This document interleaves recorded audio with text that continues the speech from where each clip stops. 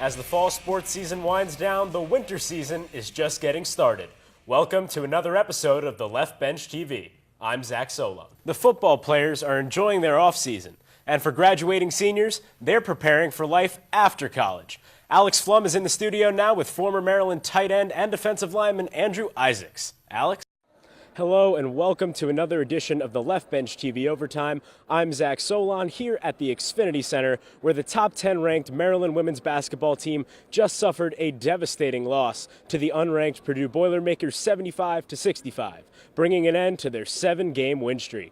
Hello and welcome to the Left Bench TV Overtime. I'm Zach Solon alongside Zach Selby, and we're here at the Xfinity Center where the Maryland men's basketball team just secured an impressive victory over Gardner-Webb 82-60.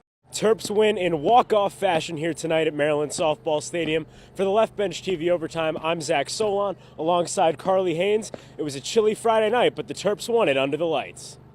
Freshman Ryan Denhart tapped to step into the circle against the Iowa Hawkeyes. Scoreless game until the 6th when Allie Wood of Iowa drops one along the left field line. Sarah Kurtz hustles all the way in from first to score. Hawkeyes up 1-0. Maryland breaks out of the cuffs. Bottom 6. Anna Kufta flies one into right center. Sky Elazar comes in to score, and we are tied at 1.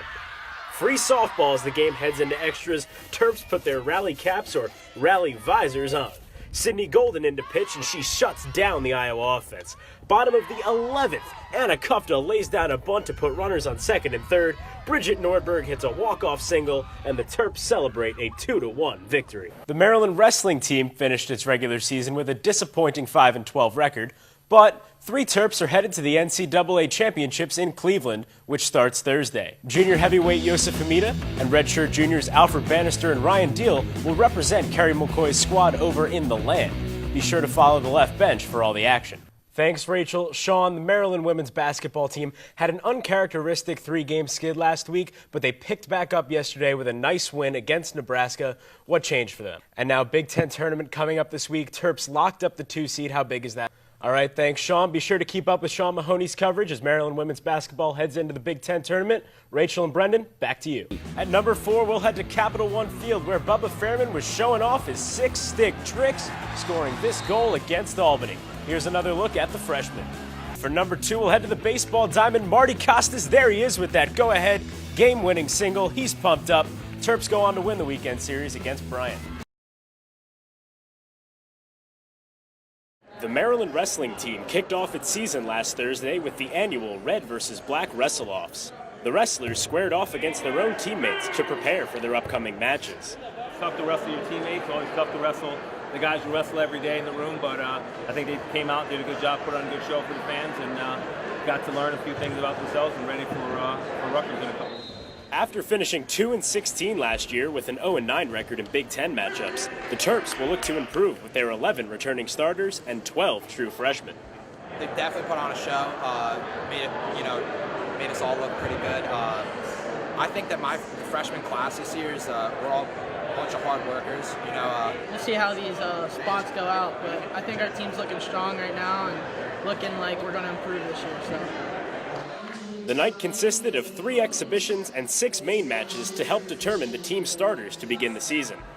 After the matches, head coach Kerry McCoy spoke about what the team is looking to do this year.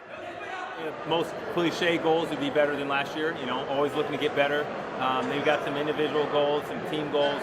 We want to improve our position in the Big Ten tournament. We want to improve our position at the NCAAs, get more guys qualified for the NCAAs, get some All-Americans, place higher, all the general stuff. The Terps will take on Rutgers this Saturday in their first Big Ten matchup. For the Left Bench TV, I'm Zach Solon.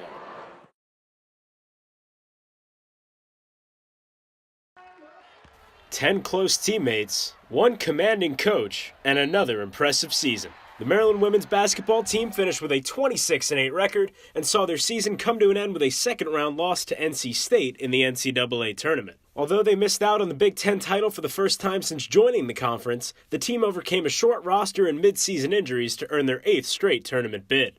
Our energy as a team was sensational. I thought we got back to really playing overall Maryland basketball. When you talk about, being aggressive, defending, rebounding, getting out in transition. Despite a small roster, the shortage of players did not equal a shortage of talent. For us, it's really never about the number. It's about playing, the level we know we can play at. So many weapons on this team that we can do a lot of exciting things. While seniors Aisha Small and Kristen Confroy will be leaving the team, the future remains bright with the Terps bringing in another top 10 recruiting class, including McDonald's All-American Shakira Austin. Even though the Terps were unable to cut down the nets this year, they put together a model season and remained in the top 25 throughout. Keep, learning different things about ourselves, and with so many, new players playing significant roles, I thought we did a nice job trying to improve to get better. And now, it's time to get better. For the Left Bench TV, I'm Zach Solon. It's time for basketball here in College Park. Maryland wins the tip. Shanice Lewis will bring it up. She stands at the top of the key. Bounce pass into the paint to Charles. Charles driving forward, goes back out to Lewis. Lewis driving up, passes back out to Kristanaki. Kristanaki with the jump shot. No good. Rebound grabbed by Nebraska, and they gain control. Ball brought up by Hannah Whitish. She has been dominant for the Cornhuskers. Jasmine Sincor bringing it around the top of the key. Comes around now, passes out to Alili, who passes inside the paint now to Maddie Simon. Back out. Alili with a three-point shot gives the Cornhuskers a 3-0 lead.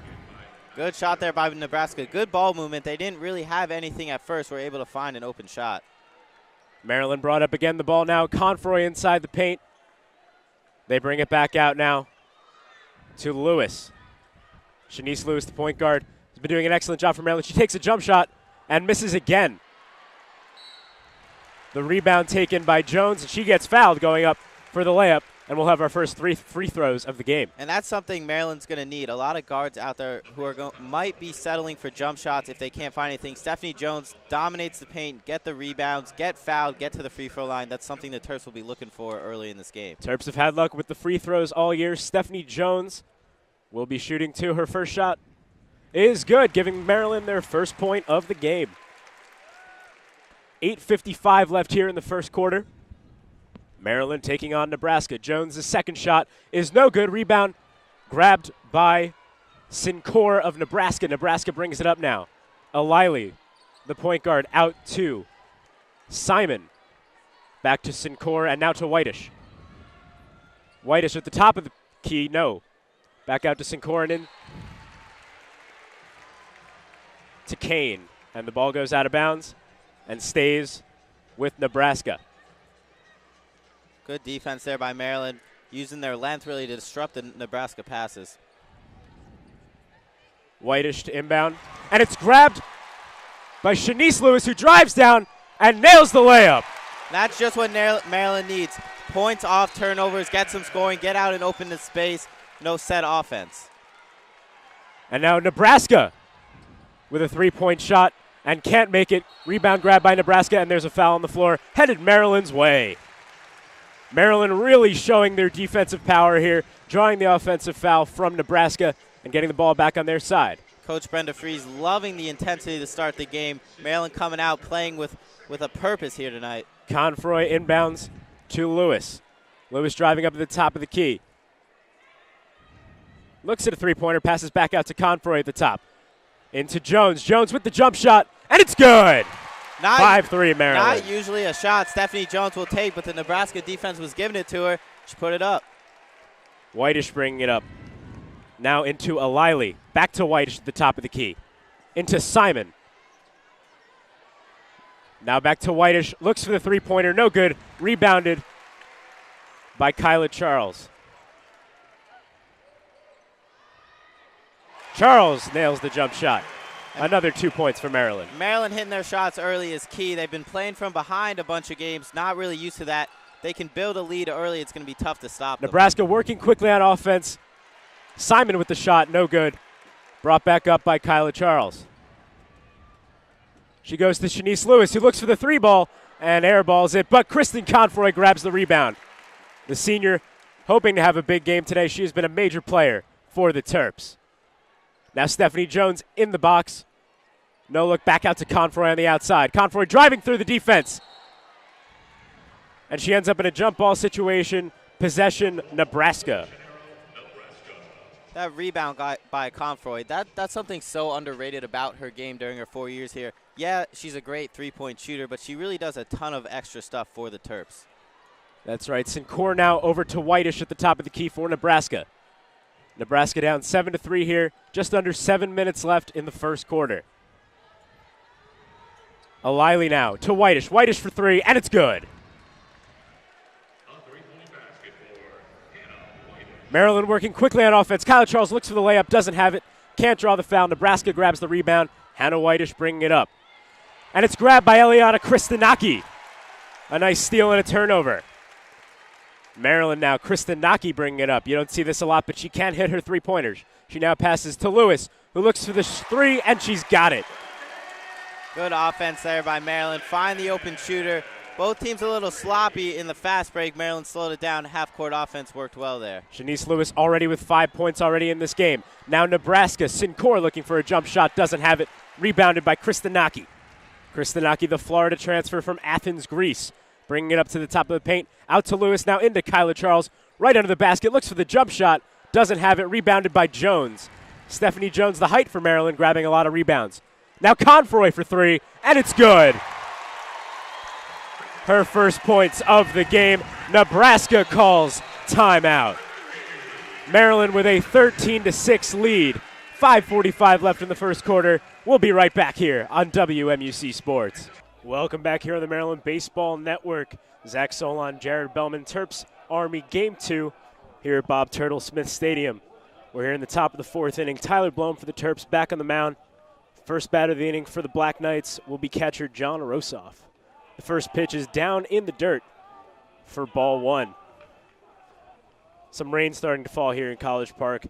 That could affect Blome's hold on the ball, but for right now he'll look to zero in on Rosoff. Caught Rosoff looking back in the first inning. Rosoff batting .316 on the year. And the second pitch is in down the middle for a strike. A solid fastball there from Tyler Blome. Yeah, Zach, Rosoff off to an incredible start this year, has hit safely in every single game so far this season. The 1-1. Rosoff bunts down the third baseline, right to Beyondic at first in time, and that is the first out of the inning. Nice play there from Taylor Wright, recognizing the bunt and coming in to the infield and in one seamless motion able to make the throw over to Beyondic for the first out. That's a great-looking play there on the hot corner for Taylor Wright. A good play there by Wright. And now that brings up right-handed first baseman John McKenna, the cleanup hitter for the Black Knights. Batting here with one out and no one on. Blome from the windup. First pitch is a fastball in there for strike one. Back in the first inning, John McKenna struck out swinging. That was Blome's second strikeout of the day. He now has 4. The 0-1 is cut on and missed. Strike two, Bloom out to an early 0-2, getting ahead in the count.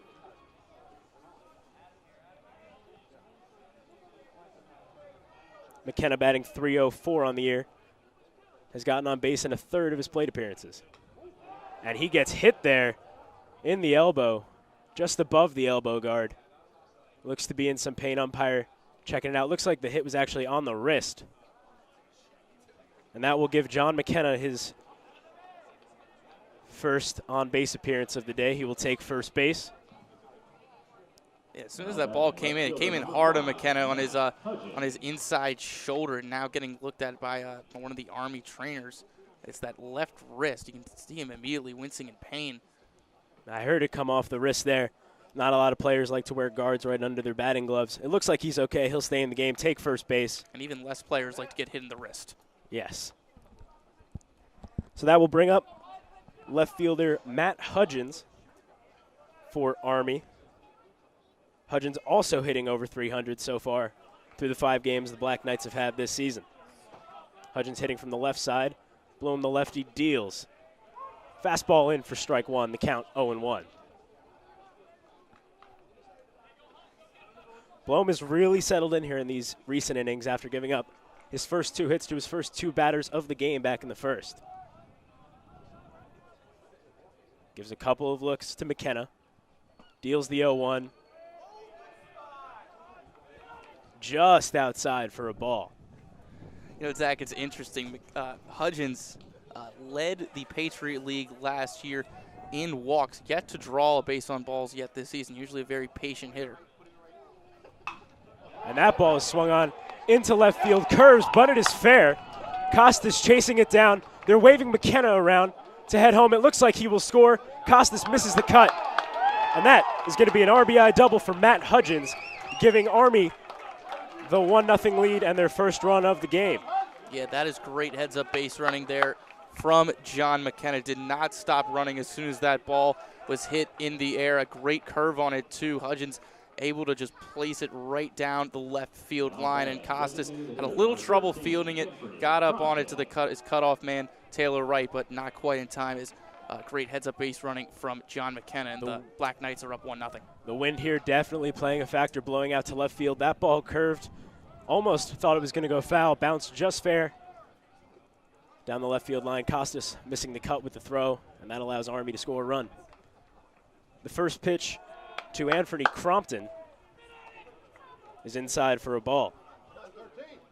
Crompton, the DH today, also batting .300 on the year. Still early in the season, but these Black Knights have been getting some hits. Blum sets from the stretch. The 1-0 is chopped back to the pitcher. Blum fields and goes back to first in time. Biondic looks back to Hudgens at second. He doesn't go anywhere. And now the Terps have 2 outs here in the top of the 4th. Yeah, Blum did a good job immediately going up, fielding that ball, looking over to second base to make sure that Matt Hudgens was not looking to go to third, and still in time to get Crompton at first base. Now for the Black Knights, that brings up third baseman Anthony Jaquin. Blown from the stretch again, deals in there on a breaking ball on the first pitch for a strike. The count 0-1 on Jaquin. Jaquin struck out swinging back in the second. And he takes the 0-1. Ooh, just outside there. And the count even at 1-1.